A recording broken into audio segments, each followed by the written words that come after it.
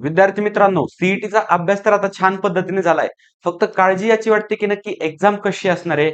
कशा पद्धतीने मी तिथं अटेम्प्ट करेल किंवा मी जे वाचलंय ते लक्षात राहील की नाही? बरं त्याच्यानंतरनं फिजिक्स आणि केमिस्ट्री मिळून 90 मिनिटं आहेत. पण मी कुणावर जास्त फोकस करू? त्यासाठी मॅथ्ससाठी काय स्ट्रॅटेजी असणार आहे? सगळ्या गोष्टीबद्दल मी तुम्हाला गाईड करणार आहे. त्याच्यामुळे व्हिडिओ हा शेवटपर्यंत पहा आणि चॅनलवर नवीन असाल तर चॅनलला सबस्क्राईब करा. आता मी या व्हिडिओच्या माध्यमातून तुम्हाला एक्झाम हॉल स्ट्रॅटेजी देणार आहे. म्हणजे काय? तुम्ही पेपरला बसल्यापासून तर उठेपर्यंत नक्की काय काय गोष्टी करायच्यात, तुमच्या बॅक ऑफ द माइंड मध्ये काय काय प्लॅनिंग चालू पाहिजे हे मी तुम्हाला सांगणार आहे. तत्पूर्वी याच्या अगोदर मी काय केलं तर सीईटीचे जे इन्स्ट्रक्शन आहेत, रूल्स आहेत, ड्रेस कोड आहेत, काय गोष्टी कराव्यात, काय गोष्टी करू नयेत, तर तो व्हिडिओ तुम्हाला नक्की पाहिजे. याच्यावर स्पेशल व्हिडिओ बनवलाय, आपल्या चॅनलवर अवेलेबल आहे. परवा दिवशी मी तो व्हिडिओ अपलोड केला होता, म्हणजे काल आणि कालच्या एक दिवस अगोदर तो व्हिडिओ मी अपलोड केला होता, तो तुम्हाला जाऊन पाहायचा आहे. आता या व्हिडिओमध्ये आपण पाहू की नक्की तुम्हाला कशा कशा पद्धतीने प्लॅनिंग करायची. फर्स्ट ऑफ ऑल काही अशा गोष्टी की ज्या एक्झामच्या व्यतिरिक्त सुद्धा खूप महत्वाच्या आहेत. त्या म्हणजे काय? तर या गोष्टी. एक्झामला जात असताना कॉन्फिडंट राहायचंय. ठीक आहे. माहिती आहे तुम्हाला की तुमचं खूप आतमध्ये तुम्हाला असं हे होतंय. पण वरनं ते तुम्हाला दाखवू द्यायचं नाही. कॉन्फिडन्स कमी होऊ द्यायचा नाहीये. दुसरी गोष्ट म्हणजे काय? तर पॉझिटिव्ह राहायचंय. बरेच जण काय करतात, अभ्यास खूप केलेला असतो, सगळ्या गोष्टी झालेल्या असतात, पण बोलताना कधी पॉझिटिव्ह शब्दच येत नाही त्यांच्या तोंडातनं. कायम निगेटिव्ह बोलणार. ती गोष्ट आपल्याला करायची नाही. बरोबर बरोबर. मग काय? ऑलवेज पॉझिटिव्ह राहायचंय आणि महत्वाची गोष्ट म्हणजे ओव्हरथिंक करायचं नाही. मुलं नाही करत एवढं ओव्हरथिंक बरं का. पण स्पेशली मुलींसाठी सांगतोय, की अजिबात ओव्हरथिंक करायचं नाही. हे पहा ओव्हरथिंकनी काहीच साध्य होणार नाहीये. बरोबर आहे की नाही? मग ओव्हरथिंकिंग कशाला करायची? मग आपली मेंटल हेल्थ कशाला डिस्टर्ब करून घ्यायची त्यांनी? बिलकुल ओव्हरथिंकिंग करायची नाही. मग ह्या बेसिक गोष्टी ज्या आहेत, तर त्या तुम्हाला समजल्यात. त्याचबरोबर एक्झामला जाताना काय-काय गोष्टी घ्यायच्या, काय-काय नाही घ्यायच्या, कोणत्या-कोणत्या गोष्टी फॉलो करायच्या, हा पण व्हिडिओ तुम्ही पाहणार आहेत. बरोबर? मग आता ऍक्च्युअल वेळ येतो ती म्हणजे एक्झाम स्ट्रॅटेजीचा. ती कशी असली पाहिजे?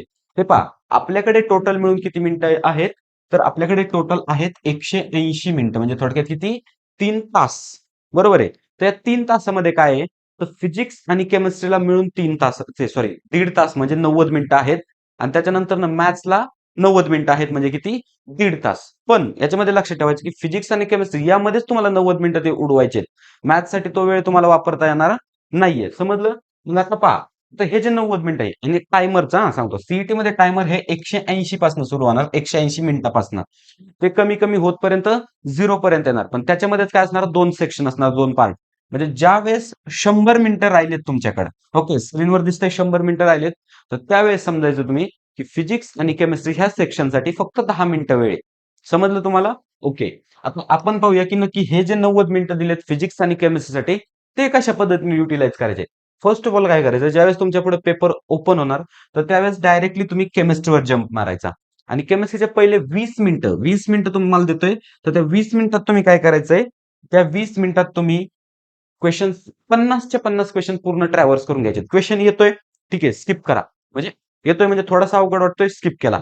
जो येतोय तो जंप करायचा, थोडासा अवघड वाटला, स्किप केला. न्यूमेरिकल आहे, स्किप केलं. अशी स्किप स्ट्रॅटेजी तुम्हाला यूज करायची. जेणेकरून काय होईल, जे क्वेश्चन तुम्हाला येत आहेत ना, तर विदिन सेकंड ज्यावेळेस तुम्ही पॉझिटिव्ह आहात, एनर्जी आहे तुमच्यात एकदम, तर त्यावेळेस तुम्ही ते क्वेश्चन अटेम्प्ट कराल. मग केमिस्ट्रीमध्ये असे नाही जरी म्हटलं तर 25 क्वेश्चन असतात 50 पैकी, की जे तुम्हाला फक्त पाहिल्या त्याचं आन्सर टिक होतं. पाहिल्या त्याचं आन्सर टिक करता येतं. मग ते तुम्हाला इथं फॉलो करायचे आहेत. पहा 20 मिनिटात तुमची इथं 25 क्वेश्चन होऊन जातील. त्याच्यानंतरनं काय करायचं? सेम फिजिक्ससाठी. फिजिक्ससाठी सुद्धा 20 मिनिटं देतोय.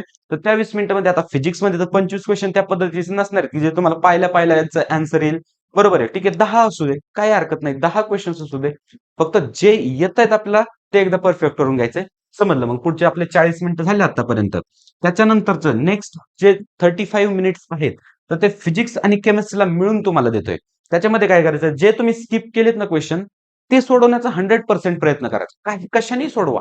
ते सोडवण्याचा 100% प्रयत्न करायचा. फॉर्म्युला लावा, काही लावा. 100% प्रयत्न करा ते क्वेश्चन सोडवण्याचा. बरोबर आहे? याच्यामध्ये गेले आपले 35 मिनिट्स. तरी आपल्याकडे अजून 15 मिनिटं शिल्लक आहेत. ह्या 15 मिनिटामध्ये काय करायचं? मोस्ट ऑफ तुमचा क्वेश्चन पेपर अटेम्प्ट झालेला असेल फिजिक्स आणि केमिस्ट्रीचा. बरोबर? त्याच्यानंतर तुक्का. शेवटचे जे 10 मिनिटं आहेत ना, त्यात आपल्याला तुक्का मारायचा आहे फिजिक्स आणि केमिस्ट्रीमध्ये. कशा पद्धतीने तुक्का मारायचा आहे?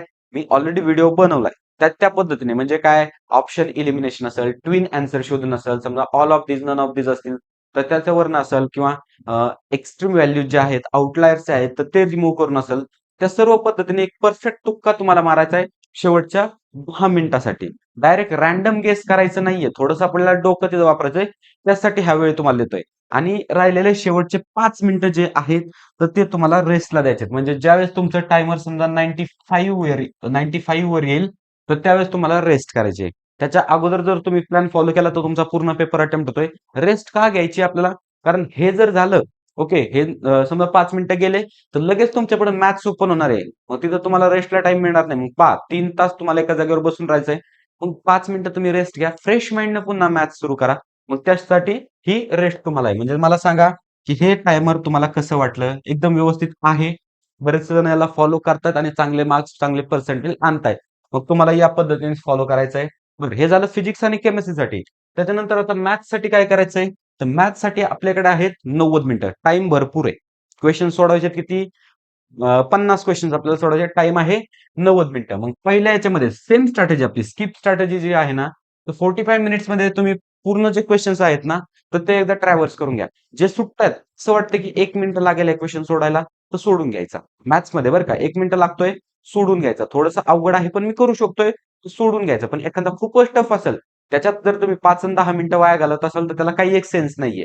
आधीच क्लिअर सांगतो. एखाद्या क्वेश्चनला समजा तुम्हाला येतोय, सगळ्या गोष्टी होतात, पण 5 ते 10 मिनिटं जाणार आहेत ना, बिलकुल तो करायचा नाही. तुक्का मारून द्या, काही हरकत नाही. त्याच्या ऐवजी दुसरे 10 क्वेश्चन सॉल्व्ह करा ना तुम्ही. बरोबर? मग स्किप करायचे 45 मिनिट्स त्याच्यासाठी गेले आणि त्याच्यानंतर जे ट्रिकी क्वेश्चन आणि तुम्ही जे म्हणता जेई लेवल, तर ते क्वेश्चन तुम्हाला ह्या 45 मिनिट्समध्ये सॉल्व्ह करायचे आहेत. मग 500 मिळून तुमच्या इथं होणार 90 मिनिटं. मग समजलं मॅथ्ससाठी कसं युटिलायझेशन करायचंय आणि फिजिक्स आणि केमिस्ट्रीसाठी कसं युटिलायझेशन करायचंय. त्याच्यानंतर आणखी महत्वाची गोष्ट म्हणजे काय, की एकही क्वेश्चन अनअटेम्प्टेड ठेवायचा नाहीये. इथं आपल्याला निगेटिव्ह मार्किंग वगैरे काहीच नाहीये. तुम्ही एकदा तुमचा फुल प्रयत्न करायचा. 100% द्यायचं क्वेश्चन अटेम्प्ट करायचे आणि त्याच्यानंतर डायरेक्ट तुक्का मारून द्यायचा. तो पण मारत असताना ब्लाइंडली मारायचं नाहीये. व्यवस्थित ऑप्शन इलिमिनेशन वगैरे करून मारायचं आहे. इथं निगेटिव्ह मार्किंग हे सर्वात मोठं आपल्याला ऍडव्हान्टेजेस आहे. त्याच्यानंतरची महत्वाची गोष्ट म्हणजे काय, की आपल्या शेजारी समजा कॉम्प्युटर असणार. आता मी इथं आहे, बरोबर? तर माझ्या शेजारी असा कॉम्प्युटर असणार. डेस्क एकच असणार, फक्त त्याचे असे क्युबिकल्स केलेले असणार, बरोबर? मग याच्या त्याच्या कॉम्प्युटरमध्ये डोकवायचं नाही, कारण क्वेश्चन्स हे जे असतात ना, तर ते शफल झालेले असतात. क्वेश्चन पेपर सेम असणार तुम्हा दोघांना, पण तो कसा असणार? शफल झालेला असणार, त्याच्यामुळे डोकवायचं नाही. जर तुम्ही तसं करताना सापडले, कारण टोटल जे तुम्ही जे असणार आहेत, ते सीसीटीव्हीच्या अंडर असणार आहेत. जर तुम्ही सापडले, तर तुमच्यावर डायरेक्ट कॉपी केस होऊ शकते आणि तुमचं कॅन्डिडेचर हे कॅन्सल होऊ शकतं. म्हणजे तुम्हाला सीईटी त्या वर्षी किंवा इंजिनिअरिंग कॉलेजला ऍडमिशन त्या वर्षी घेता येणार नाही. मग थोडेसे याच्यासाठी आपलं पूर्ण समजा 2 वर्ष आपल्याला जर वायाला घालवायचे असेल, तर तसं करा. पण नसतील करायचे, तर तसं बिलकुल करू नका. मी तुम्हाला हे अनुभवातून सांगतोय, की त्या गोष्टी तुम्ही स्किप बिलकुल करायच्या नाही. कारण माझ्या भरपूर साऱ्या मित्रांसोबत त्या गोष्टी झालेल्या आहेत. ओके. मग त्या गोष्टी बिलकुल करायच्या नाही. त्यानंतर तुम्हाला जो रफ पेपर वगैरे देतायत, तो रफ पेपर एक्सचेंज करायचा नाही किंवा कोणतंही स्टडी मटेरियल असो. स्टडी मटेरियल म्हणण्यापेक्षा किंवा समजा तुम्ही पेन एक्सचेंज करताय, पेन्सिल एक्सचेंज करताय, वॉटर बॉटल एक्सचेंज करताय. बिलकुल काय करायचं नाही. स्वतःच्या स्क्रीनकडे पाहायचं. ते 3 तास शेजारच्याशी बोलायचं सुद्धा नाही. काही एक गरज पडली नाही आपल्याला बोलायची, ओळखी करायची काही एक गरज पडली नाहीये. मग तुम्हाला मला सांगा, समजलं व्यवस्थित मी काय जे सांगितलं ते? फिजिक्स केमिस्ट्रीसाठी टाइमचं डिस्ट्रिब्युशन समजलं, मॅथ्ससाठी टाइमचं डिस्ट्रिब्युशन समजलं. मला कमेंटमध्ये सांगा हा व्हिडिओ तुम्हाला कसा वाटला. हा व्हिडिओ जर मग इन्फॉर्मेटिव्ह वाटला असेल, तर व्हिडिओला नक्की लाईक करा आणि चॅनलला सबस्क्राईब करा. All the best.